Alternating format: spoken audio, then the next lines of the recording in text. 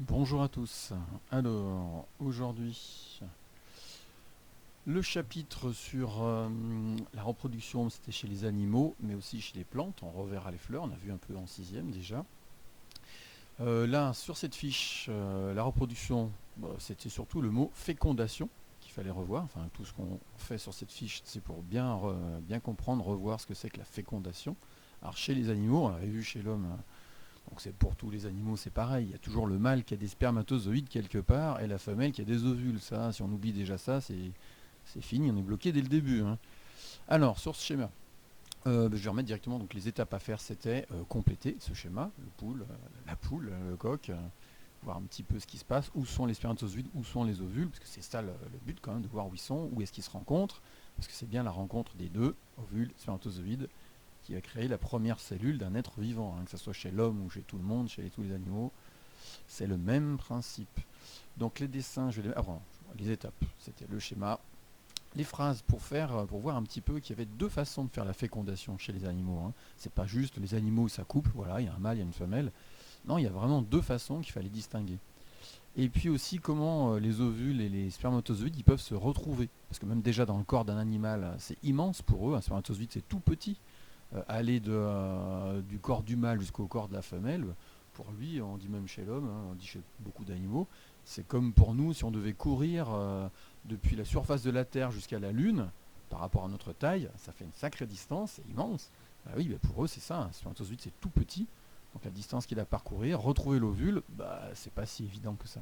Alors en plus pour les animaux qui sont dans la mer, bah, ils sont pas forcément l'un à côté de l'autre, donc que le spermatozoïde trouve l'ovule, c'est très dur. Donc c'était pour ça qu'il y avait une question aussi pour dire mais comment ils font ceux qui sont éloignés. Les images. Alors, il y avait donc genre ça. Donc là d'abord, le coq et la poule. Donc le coq et la poule, bon, un accouplement, il y a le mâle qui est sur la femelle, ça a l'air assez classique.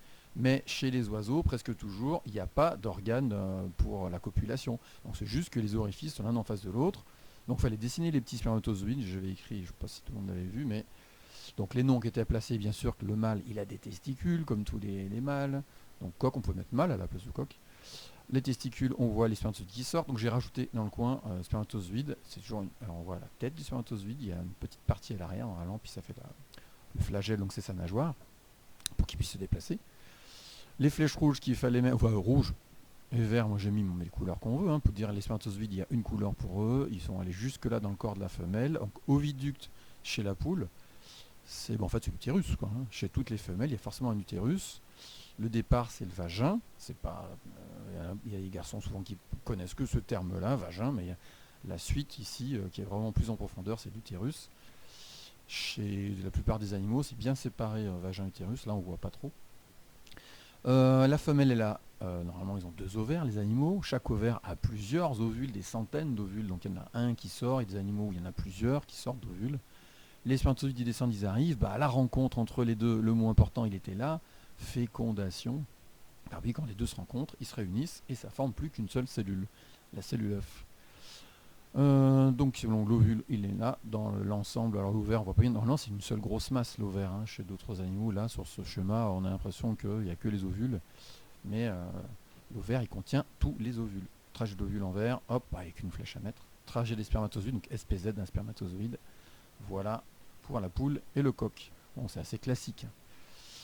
Ensuite, j'ai mis d'autres exemples. Bah, la grenouille, on peut voir parfois une grenouille sur une autre. Bah oui, évidemment, on va se dire, bah, le mâle, il est dessus, la femelle est dessous, mais c'est comme la poule. Le mâle, il n'a pas d'organe, il n'a pas de pénis, hein, il n'y a pas de pénétration. Donc c'est juste que la femelle, quand ils sont ensemble, ça les stimule tous les deux. La femelle, elle libère des ovules.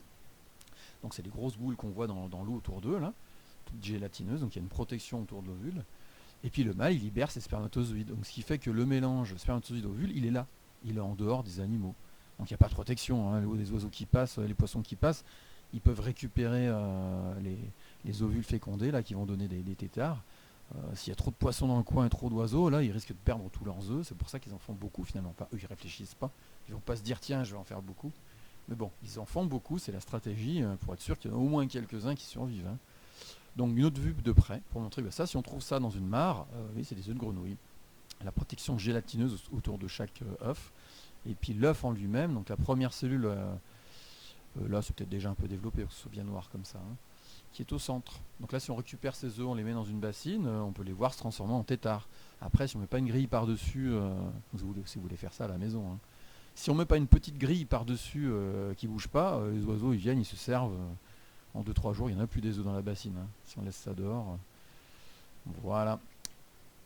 Là, le poisson, alors j'ai trouvé que cette photo-là qui soit vraiment grande et assez jolie pour montrer les poissons. Là, c'est des combattants, on peut en acheter aussi dans les animaleries, on en a à la maison comme ça, c'est facile, c'est pas trop cher les combattants. Oh, là, en haut, c'est pas les œufs, hein, c'est des petites bulles. Ils font des bulles eux, pour se faire comme un nid et après, ils vont libérer les ovules, les spermatozoïdes. Et effectivement, la femelle ne va pas porter les œufs, hein. Pourtant, quand on appuie sur des poissons, il y en a qui disent on voit les œufs qui sortent. Ah oui, mais c'est pas des œufs, c'est les ovules, ils n'ont pas encore été fécondés. Ça ne peut pas donner directement des petits, quoi. Donc là, j'ai pas donné le terme tiens, dans la vidéo, là, mais quand ça se passe en dehors du corps de la femelle, les ovules et spermatozoïdes se réunissent comme ça dans l'eau. Alors c'est que dans l'eau que ça se passe ce genre de fécondation. On dit fécondation externe, externe en dehors, c'est en dehors de la femelle. Et quand c'est une fécondation classique dans l'utérus de la femelle, on dit fécondation interne, bah oui, dedans. Ah oui, j'avais un autre exemple. Là, j'ai pris une photo de coquillage. Alors là, la marée est basse, donc l'eau s'est retirée, mais c'est à la mer. Les coquillages, ils sont accrochés sur les rochers. Alors, peu importe le coquillage, pour eux, c'est tous la même chose.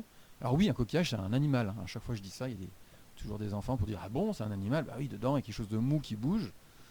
C'est un animal, un coquillage, hein. Donc c'est un animal, il y a des femelles, il y a des mâles, et eux, bah, ils vont pas se déplacer pour aller se rencontrer, vu qu'un coquillage, ça bouge très peu. Là, ces coquillages, ils ont tous la forme du rocher.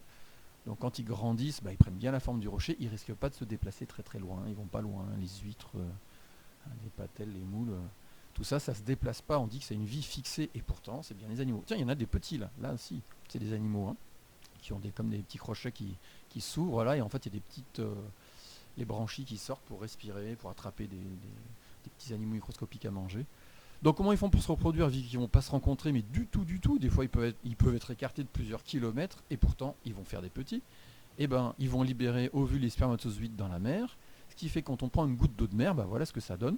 Une goutte d'eau de mer, il y a des petits habitants, déjà toutes sortes comme la famille des crevettes, hein, toutes ces petites bêtes. Alors des fois c'est des bébés crevettes qui vont grandir et après elles seront visibles. Mais tout ça c'est pas visible à l'œil nu, hein. Quand on se baigne à la mer, on boit la tasse, on boit un peu d'eau de mer, ben on boit tout ça. Alors c'est pas grave, hein, c'est pas sale non plus, c'est tout ce qui est vivant, hein. C'est un peu de la nourriture quelque part parce que beaucoup d'animaux se nourrissent de tout ça. Bon, en tout cas dans tout ça, là on ne sait pas trop ce que c'est tout ça, je ne connais pas tout, hein. Mais là, toutes ces petites cellules qui sont dans l'eau de mer, hein, certaines cellules, c'est des ovules, les spermatozoïdes de coquillages, hein. Ça peut être des ovules, les spermatozoïdes de crevettes aussi, des choses comme ça. Donc finalement, pour tous les coquillages, comme ça, voilà, ces coquillages, eux, quand ils libèrent, on voit un petit nuage un peu comme de la poudre blanche parfois, ou un peu coloré, ben dans ce nuage de poudre, il y a plein d'ovules, spermatozoïdes, qui vont se promener dans la mer, et puis un peu plus loin, il y a un ovule qui va rencontrer un spermatozoïde, voilà. Alors en général, c'est vrai que c'est souvent, c'est les spermatozoïdes qui ont un moyen de déplacement, qui nagent, hein. Donc c'est eux qui vont se déplacer pour trouver l'ovule, et comme dans la dernière question c'était marqué dans votre livre, c'est bien indiqué que les spermatozoïdes ne vont pas n'importe où, hein. Ils sont attirés par les ovules. Donc dans l'eau de mer, par exemple, c'est immense, les océans, les mers. Et oui, même si c'est à plusieurs centaines de mètres, dès qu'ils sentent l'odeur, alors c'est pas forcément une odeur, hein, c'est une substance qui les attire, qui est libérée par les ovules. Donc les spermatozoïdes, ils détectent cette odeur et cette substance, et ils y vont, hein, ils vont droit vers l'odeur, c'est comme un message quoi, qu'ils ont reçu, et ils vont vers l'ovule. Et chez les humains et chez tous les animaux, c'est un peu pareil. Quand les spermatozoïdes sont dans l'utérus, quand il y a deux trompes, justement pour l'utérus, il y a deux trompes après de chaque côté pour aller à chaque ovaire, oui. L'ovule, il envoie un message, les spermatozoïdes, ils vont pas se tromper, hein, ils vont le trouver. S'il n'y avait pas ce message, ils auraient beaucoup plus de mal à le trouver. Il y en a plein qui se perdraient, hein, ça ne marcherait pas. Voilà. Si on revient sur le document, donc le document, il y avait tout le texte à trous, le bilan à trous, là, la correction, je ne vais pas tout relire, c'est ce que je viens de dire. Et là, dans le bilan, bon, il y a vraiment juste l'essentiel, parce que par exemple, je n'ai pas remis l'expression quand les deux se réunissent, ça fait la cellule de la femelle. Bon. Les termes surtout, c'était ici, et fécondation, ça peut être dedans, dans la femelle, c'est interne, mais quand c'est en dehors, donc ça c'est dans l'eau de mer, hein, c'est la fécondation externe, qui est une substance qui peut attirer, une substance chimique, qui est comme un message, qui va attirer les spermatozoïdes, ça c'est l'ovule qui l'envoie. Donc voilà, l'essentiel est là. S'il y a des questions, et bien toujours, il faut se connecter dans le NT, aller dans messagerie pour me poser des questions. Voilà, bonne journée.